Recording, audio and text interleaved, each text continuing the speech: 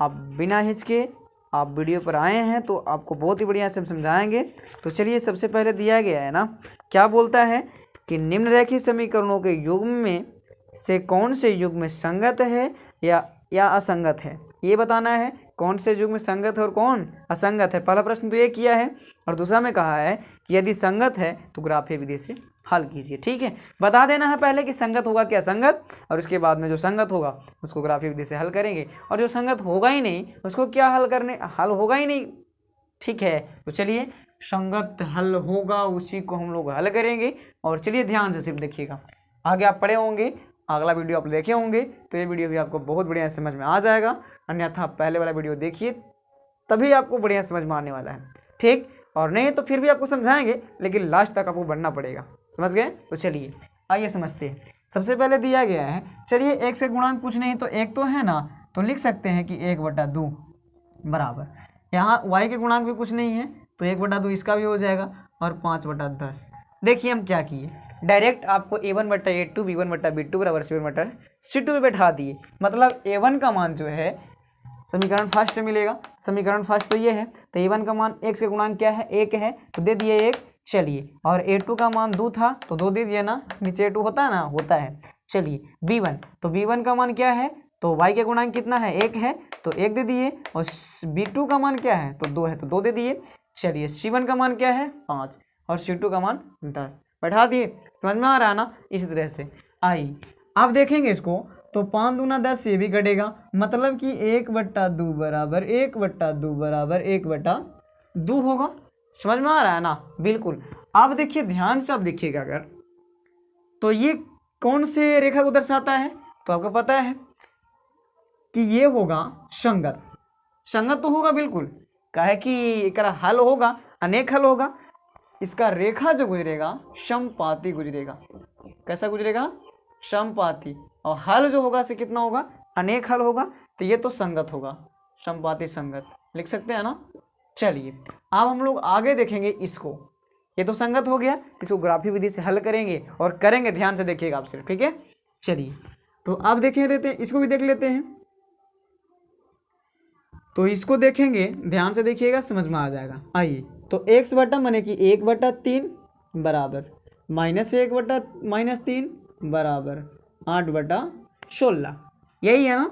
चलिए, तो 1/3 माइनस से माइनस खत्म बराबर 1/3 बराबर 8 दूना 16 माने 1/2, यहाँ कटेगा ना। देखिए, तो इसका तो हल नहीं होगा, यानी कि ये हो जाएगा असंगत। समझ में आ रहा है ना? बिल्कुल आना चाहिए आपको। ये क्या हो जाएगा, असंगत हो जाएगा। इसका कोई कहानी खत्म, इसको कुछ नहीं करना हम लोग को, संगत को करना है। ठीक है, चलिए एक को पकड़ा है अभी, इसको भी रहने दीजिए। अब चलते हैं तीसरा पार्ट को देखते हैं। तो 2/4 1/-2 हो जाएगा बराबर -6/-4। इसको हल कीजिए, तो 2 दूना 4, मतलब कि 1/2 बराबर 1/-2 बराबर माइनस से माइनस खत्म, 3 दूना 6 और 2 दूना 4, मतलब 3/2 होगा ना। आप भी जानते हैं कि होगा, काट कूट करके। ठीक है, चलिए आप ध्यान से देखिएगा इसके बाद में कि ये क्या होगा, तो ये भी नहीं, सॉरी यहाँ नहीं कटेगा, ये पहला बार भी कटेगा, कहे कि यहाँ -2 है। ठीक है, -2 है इसलिए नहीं हो पाएगा बराबर ये दोनों, कहे कि एगो प्लस एगो माइनस है ना, इसलिए। तो क्या करना है, इसको काट दीजिए। क्या करना है, काट देना है। अब आप देखिए, तो इसका हल भी 1 होगा। कितना हल होगा, 1 हल होगा, तो ये भी संगत होगा, हल होगा जो संगत होगा उसका। चलिए आगे देखते हैं, चौथा पार्ट को देख लेते हैं। तो क्या हो जाएगा, 2/4 बराबर -2/-2 बराबर -2/-2, यही है ना। तो 2 दूना 4, इसे ही खत्म, 2 से 2 भी खत्म, इसे ही खत्म, 2 से 2 भी खत्म, मतलब कि 1/2 बराबर क्या आ गया, 1/1 माने 1 आ गया। चलिए 1/1 लिखते हैं, आ जाइए, बराबर 1/1। मतलब देखिए ये दोनों आपस में क्या है, बराबर है। लेकिन ये देखिए, तो यहीं देखिए ना, पकड़िए, यहाँ से शुरू से चला जाता है ना, तो ये अगर बराबर ये है नहीं है, तो इसका भी 1 हल होगा, मतलब कि ये भी संगत होगा। समझ में आया? चलिए, तो अब हम लोग को बोला था जो जो संगत होगा उसको ग्राफीय विधि से हल कर लीजिए। तो चलिए हम लोग सबसे पहले इसको हल करते हैं। ध्यान से देखिएगा, 1 को हल करेंगे और 2 को खुद से आपको कर लेना होगा। समझ गए? आइए समझाते हैं आपको, ध्यान से देखिएगा। तो ग्राफीय विधि से हल करने के लिए लिखना पड़ता है कि समीकरण फर्स्ट से, सबसे पहले समीकरण फर्स्ट देखिए तो इसमें क्या है, तो x प्लस वाई बराबर 5 है, यही ना समीकरण फर्स्ट। चलिए तो यहाँ पास कोई एक का मान निकाल लेना है आपको। चलिए हम x का मान निकाल लेते हैं, तो 5 माइनस वाई हो जाएगा, होगा ना। देखिए ना y था इधर प्लस में, माने LHS में, और उधर जाके RHS में क्या हो जाएगा, माइनस में। चलिए तो इसको आपको मान लेना है समीकरण थर्ड। क्या मानना है, समीकरण थर्ड मान लेना है, चाहे x के मान भी बोल सकते हैं, ठीक है। अब देखिए ये जो मान आया यहाँ पास, इसमें y का मान ऐसा रखना है कि जिससे x का जो मान आए छोटा से छोटा आए, ठीक है ना। तो चलिए हमारे मन में आ रहा है कि y का मान जो है 0 रख दे। क्या रख दे, 0। तो x बराबर जब निकालेंगे तो 5 माइनस 0 यानी कि 5 आ जाएगा। कितना आ जाएगा, 5 ना। चलिए पुनः यही काम करना है, पुनः सेम टू सेम काम करना है। समीकरण लिखना है कि थर्ड से, समीकरण थर्ड से, थर्ड से समीकरण थर्ड क्या था, x बराबर 5 माइनस वाई था। चलिए पुनः अब y बराबर क्या रखा जाए, देखिए y बराबर क्या रखा जाए कि इसका मान जो छोटा से छोटा आवे। चलिए ना एक रख देते, क्या दिक्कत है, एक रख दें। तो x बराबर 5 माइनस 1, 5 में से 1 गया तो कितना हो जाएगा, 4 हो जाएगा, ठीक है। तो चलिए 2 को निकाला गया, मतलब कि ए वो कॉलम जो हमारा हो गया वो पूरा हो गया। कैसे, देखिए ध्यान से आपको दिखाते हैं। आप जब ग्राफ खींचते होंगे तो इस तरह से बनाते होंगे, ठीक है ना। आइए तो x का मान देखिए यहाँ पास क्या आया था, 5 आया था, 5 आया था ना। कब, जब 0 y के मान हमने रखा था। यहाँ पास देख लीजिए y के मान 0 रखा था तो x का मान क्या आया, 5 आया। अब देखिए x का मान क्या आया है, देख लीजिए x का मान 4 आ गया। जब हम y का मान 1 रखे, y के मान 1, तो इसका मान क्या आ गया, 4 आ गया। तो ये हो गया आपका फर्स्ट तालिका पूरा। अब दूसरा तालिका भी तैयार कर लेना है आपको इस तरीके से, x y, ठीक है। ध्यान से देखिएगा। अब देखते हैं समीकरण सेकंड से हम लोग चलेंगे, समीकरण सेकंड से। समीकरण सेकंड क्या था आपके पास, तो 2x प्लस 2y बराबर 10। तो सबसे पहले एक काम कर लो, यहाँ पास 2 को कॉमन ले लेते हैं, ले लीजिए। 2 कॉमन लीजिएगा तो x प्लस वाई बराबर बच जाएगा 10, यानी कि x प्लस वाई बराबर 10/2, यानी x प्लस 5 y बराबर 2 पचे 10, यानी 5 बचेगा, है ना। चलिए तो यहाँ से भी x का मान निकाल लेना है, तो क्या आ जाएगा, 5 माइनस वाई आ जाएगा, आएगा ना। चलिए ध्यान से देखिएगा।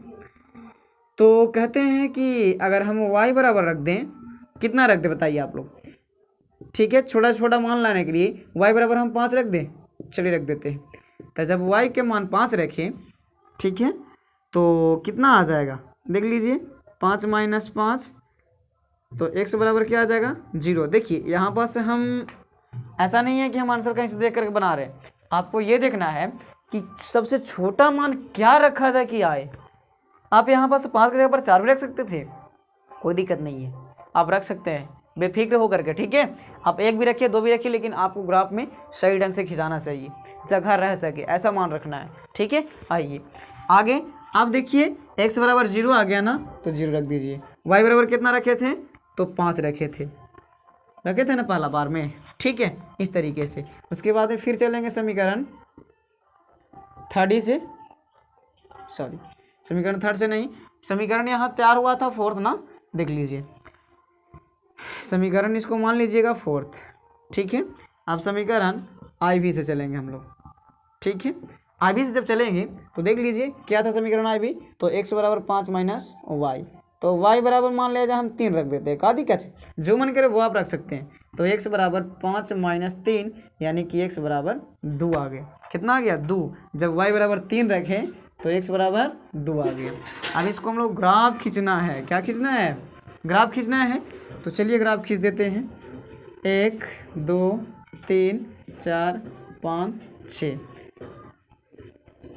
1 2 3 4 5, माइनस में हो जाएगा नीचे, ठीक है,